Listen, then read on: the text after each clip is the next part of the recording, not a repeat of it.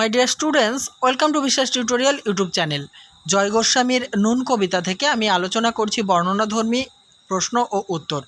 এর প্রতিটি প্রশ্নের মান থাকবে 5 নম্বর।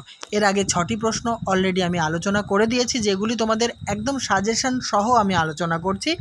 তো যারা ওই পর্বের ভিডিওগুলি দেখোনি, অবশ্যই আমার চ্যানেলকে সাবস্ক্রাইব করে নিয়ে আমার চ্যানেলের প্লেলিস্ট থেকে ভিডিওগুলি দেখতে থাকো। আজকে আমি নুন কবিতা থেকে 7 নম্বর প্রশ্ন আলোচনা করব। দেখো, এটা 8 নয়, এটা 7 নম্বর হবে, মিস্টেক হয়েছে। 7 নম্বর প্রশ্নে থাকছে, আমরা তো অল্পে খুশি, প্রসঙ্গ উল্লেখ করে তাৎপর্য ব্যাখ্যা করো। কিংবা কোন প্রসঙ্গে কবি এই কথাটি বলেছেন এবং কেন বলেছেন, এভাবেও প্রশ্নটা দিতে পারে। দেখো, 2 যোগ 3 মোট 5, অর্থাৎ এখানে দুটো প্রশ্ন রয়েছে। প্রথমে আমাদেরকে লিখতে হবে কোন প্রসঙ্গে কবি এই কথা বলেছেন। উত্তরটি চলো দেখে নিই।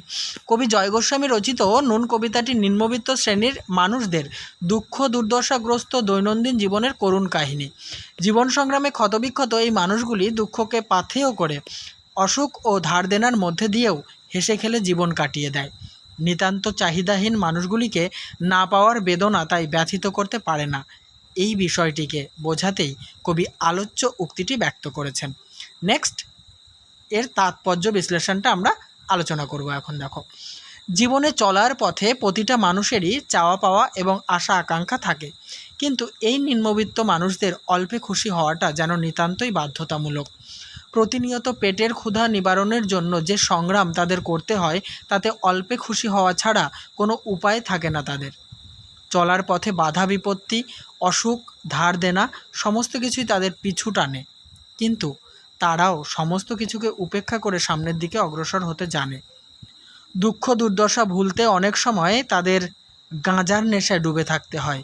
এতেই সমাজের ভগ্ন রূপটি আমাদের কাছে স্পষ্ট হয়ে যায়। বাস্তব জীবনের কঠোরতা মানতে তারা যে বাধ্য, এই চরম সত্যটি বুঝতে আমাদেরও বাকি থাকে না।